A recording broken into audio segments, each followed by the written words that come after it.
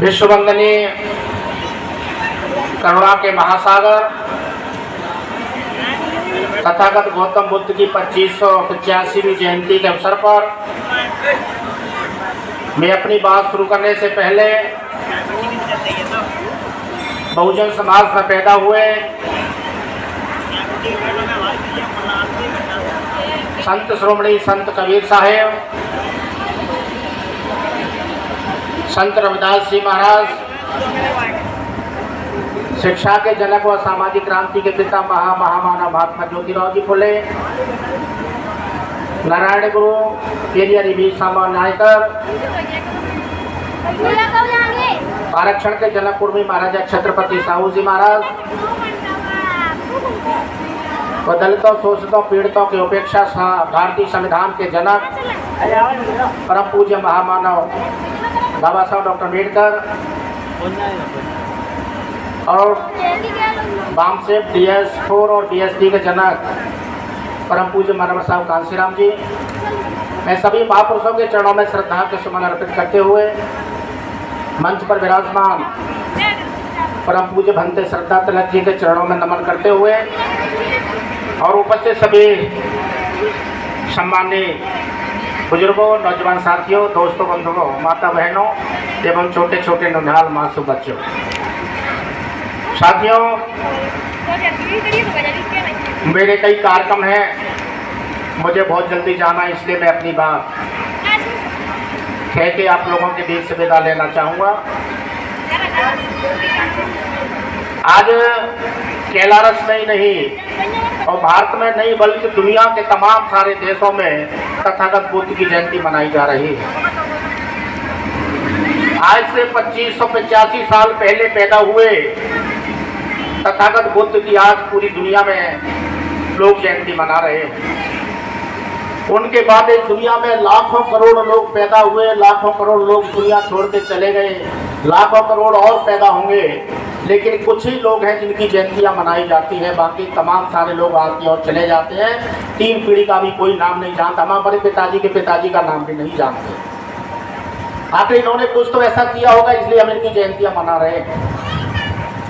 निश्चित तौर पर साथियों, कि हमारे महापुरुषों के संघर्ष का परिणाम है कि आज हमारे इस मंच पर बहुत सारे अधिकारी कर्मचारी बैठे हुए हैं और मैं भी एक उदाहरण के रूप में आप लोगों के बीच में एक संवैधानिक पद लेकर के मध्य प्रदेश की विधानसभा का जो सदस्य, कल मध्य प्रदेश की विधानसभा के सदस्य की हैसियत से जो मैं आप लोगों के बीच में खड़ा हूँ, ये हैसियत मुझे महापुरुषों के संघर्षों के परिणाम का प्रतिफल है।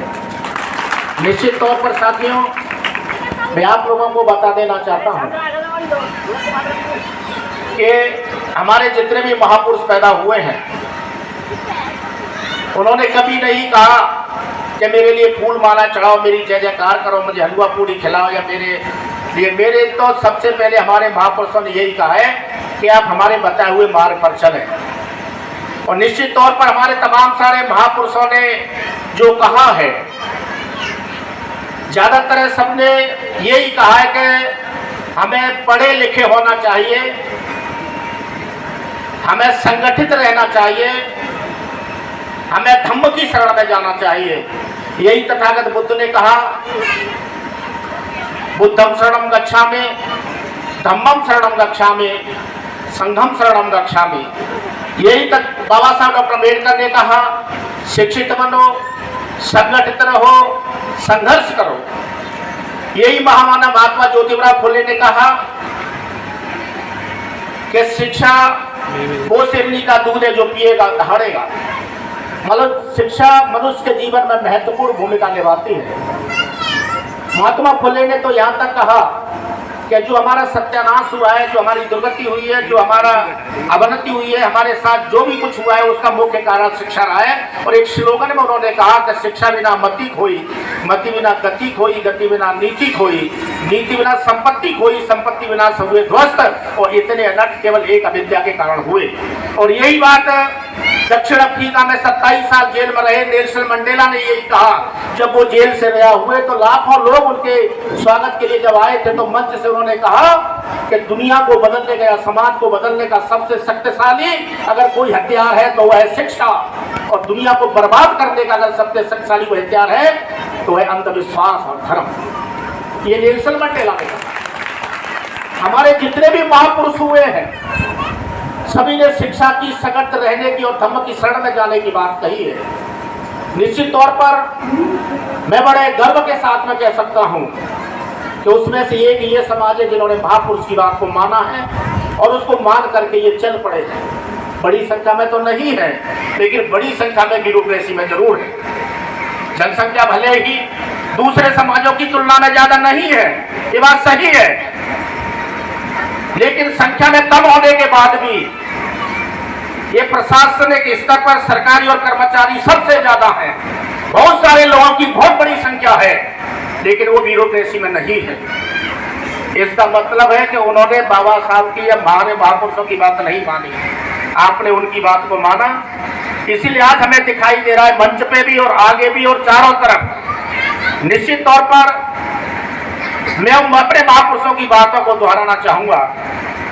निश्चित तौर पर साथियों, शिक्षा मनुष्य के जीवन में महत्वपूर्ण भूमिका निभाती है। शिक्षा धन से उत्तम है, क्योंकि धन की रक्षा तुम्हें करनी पड़ती है, लेकिन ज्ञान तुम्हारी रक्षा करता है, इसलिए ज्ञान धन से उत्तम है। और यही हमारे महापुरुषों ने कहा। हम लोगों को, वैसे मुझे ये बात नहीं कहना, उन समाज में मैं कह रहा हूं जो इस बात को सबसे ज्यादा जानता है और उस पर चल रहा है। मेरा समाज सबसे पीछे है। हम भी तथागत बुद्ध के वंशज हैं। तथागत बुद्ध के वंशज में हमारे महाराजा थे, उनकी दो पत्नियां थी, माल्यवान और कोल्यान। माल्यवान की हमें और कोल्यान की आप हैं। बाप हमारा एक है, लेकिन माँ अलग अलग है। लेकिन हम लोगों ने उनको नहीं माना, आपने माना, इसीलिए हम पीछे हैं। तो जो अपने बुजुर्गों की बात मानते हुए हमेशा आगे बढ़ते हैं, जिन्होंने अपने बुजुर्गों की बात को नहीं माना वो कभी आगे नहीं बढ़ते हैं। मैं निश्चित तौर पर कह देना चाहता हूँ, बाबा साहब डॉक्टर अम्बेडकर ने कहा कि जिनकी संतानें नालायक होती है उनके बुजुर्गों का कभी सम्मान नहीं होता, और जिनकी संतानें लायक होती है उनके बुजुर्गों का हमेशा सम्मान होता है। निश्चित तौर पर साथियों, आज से 50-60 साल पहले तथागत बुद्ध और बाबा साहब और कबीर साहब को कोई नहीं जानता, जानते तो कुछ गिने चुने लोग जानते थे। उनका सम्मान हर बिरादरी के, हर धर्म के लोग नहीं करते थे। लेकिन आज जब उनके नाती पोते, उनके बच्चे जब समझदार हो गए हैं, लायक हो गए हैं, तो आज हर समाज, हर धर्म के लोगों की मजबूरी बन गई है कि हमारे महापुरुषों की जयंती मना, उनकी जय जयकार करते हैं और उनको पढ़ते हैं और लोगों को सुनाते हैं। यही तो है जो हमारे महापुरुषों ने कहा। निश्चित तौर पर साथियों, मैं आप लोगों से यही कहना चाहूंगा कि हमें अपने महापुरुषों को पढ़ना चाहिए और पढ़ करके उस रास्ते पर चलना चाहिए। हमारे महापुरुषों ने किसी एक बरादरी के नाम नहीं किया। दुनिया की धरती में हमारे ही जो महापुरुष हैं, उन हमारे महापुरुषों को देखो, उन्होंने हमेशा शिक्षा, ज्ञान और संगठन की बात कही है। किसी एक जाति के लिए किसी हमारे महापुरुष ने काम नहीं किया है, चाहे वो तथागत गौतम बुद्ध रहे हो, चाहे संत कबीर रहे हो, चाहे पेरियारी विवेक समाज नायकर रहे हो, चाहे रविदास जी महाराज रहे हो, चाहे बाबा साहब डॉक्टर अम्बेडकर रहे हो, चाहे महात्मा फुले रहे हो, चाहे राष्ट्रपिता माता सावित्रीबाई फुले रहे हो, चाहे बाबा साहब, जितने भी महापुरुष पैदा हुए हैं, इन्होंने एक बरादरी के नहीं बल्कि हर मानव समाज के लिए उन्होंने काम किया। पूरे देश के मानव समाज को उत्थान का उन्होंने काम किया। तथागत बुद्ध जब थे तब जिस देश में साथियों, आपको हमको सबको मालूम है, यज्ञों के नाम पर पशुओं की बलि दी जाती थी, लोगों की, मनुष्यों की बलि दी जाती थी। तथागत बुद्ध ने इस बात को खत्म करने के लिए घर से निकले थे। क्या हिंसा परमो धर्म।